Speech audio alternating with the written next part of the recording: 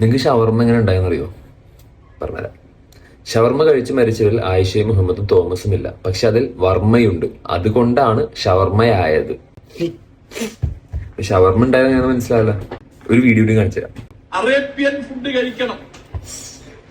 ഇന്ന് രാത്രി ഭക്ഷണത്തിന്റെ കാലമാണ്. നഗരങ്ങളിൽ മാത്രമല്ല, ഗ്രാമങ്ങളിൽ പോലും പാതിരാത്രി ഭക്ഷണം കഴിക്കുന്നവരാണ് ഉള്ളത്. അതൊക്കെ ഏത് ഭക്ഷണമാണ്? ആ ഭക്ഷണങ്ങളുടെ ഒന്നും പേര് നമുക്ക് ഇവിടെ ഇപ്പോൾ ഓർത്തെടുക്കാൻ പോലും പറ്റില്ല.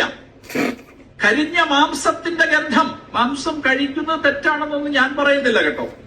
പക്ഷേ കരിഞ്ഞ മാംസത്തിന്റെ ഗന്ധം, രൂക്ഷമായ തീഷ്ണമായ ഗന്ധം നമ്മളുടെ നാസാദ്വാരങ്ങളെ തുളച്ചുകൊണ്ട് കടന്നു പോകുന്നു. നമ്മുടെ തെരുവുകളിലൂടെ സഞ്ചരിക്കുമ്പോൾ ഒരു ശ്മശാനത്തിലൂടെ കടന്നു പോകുന്ന പ്രതീതിയാണ് ഇന്ന് നമ്മുടെ കേരളത്തിലെ തെരുവിലൂടെ വൈകുന്നേരം സഞ്ചരിച്ചാൽ ഉള്ളത്.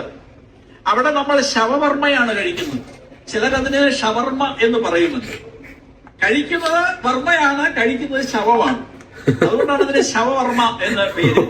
കേരളത്തിൽ ഷവർമ്മ കഴിച്ച് അനേകം പേര് മരിച്ചു. അതിലൊരു മുഹമ്മദ് ഇല്ല, അതിലൊരു ആയിഷ ഇല്ല, അതിലൊരു തോമസ് ഇല്ല, പക്ഷെ അതിൽ വർമ്മ ഉണ്ടായിരുന്നു. അതുകൊണ്ടായിരിക്കും ഒരുപക്ഷെ അത് ഷവർമ്മയായത്. ഈ ആക്രമണം മൂത്ത് ഭണ്ഡാരമടങ്ങാൻ ഇത് പോയി തിന്ന് ചാകുന്നവന്റെ പേര് ഹിന്ദു എന്നാണ്. ശരിയായ വർഗീയവാദി.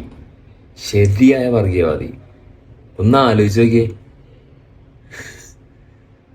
അയാളുടെ പ്രശ്നം ഷവർമ്മ കഴിച്ച് മരിച്ചവരില് മുഹമ്മദും ആയിഷയും തോമസും എന്നില്ല. അതായത് മുസ്ലിങ്ങളോ ക്രിസ്ത്യാനികളോ ഒന്നും ഈ ഷവർമ്മ കഴിച്ച് മരിച്ചിട്ടില്ല.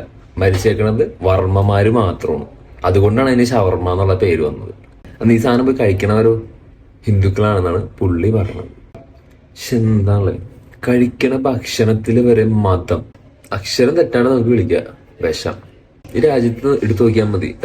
ഏറ്റവും കൂടുതലും ഭീകര പ്രശ്നങ്ങൾ ഉണ്ടായേക്കണതൊക്കെ മതത്തിന്റെ പേരിലാണ് കൂടുതലും ഉണ്ടായിട്ടുള്ളത്. ഞാൻ ഇപ്പൊ ആലോചിക്കാണ്, പുള്ളിനെ ഇങ്ങനെ സപ്പോർട്ട് ചെയ്യുന്ന ആൾക്കാരെ ഉറപ്പായിട്ടും പുള്ളി ഇങ്ങനെ ഒരു പരിപാടി ചെയ്യുമ്പോൾ ഇത് ഉറപ്പായിട്ടും പുള്ളീനെ സപ്പോർട്ട് ചെയ്യണ, പുള്ളീനെ ഇഷ്ടപ്പെടുന്ന ആൾക്കാരും ഇതുപോലെ ഇഷ്ടംപോലെ ഉണ്ടാവും. അപ്പൊ ഒന്ന് ആലോചിച്ച് നോക്കിയേ, ഈ പുള്ളി മാത്രമല്ല, ഈ പുള്ളിനെ പോലെ ഒന്നിൽ കൂടുതൽ ആൾക്കാര് ഇപ്പൊ ഈ പുള്ളി സ്റ്റേജ് പെർഫോം ചെയ്യാനായിട്ട് അവിടെ തന്നെ ഉണ്ടാവും. ഒന്ന് ആലോചിച്ച് നോക്കിയേ, നമ്മുടെ ഈ ഇന്ത്യയിൽ അല്ലെങ്കിൽ നമ്മുടെ ഈ കേരളത്തിൽ തന്നെ എത്ര വർഗീയത ഉള്ള ആൾക്കാരാണ് ഉള്ളതെന്ന് ആലോചിക്കുക. എന്നുവെച്ചാൽ മനസ്സിൽ വിഷം കൊണ്ട് നടക്കുന്ന ആൾക്കാര്.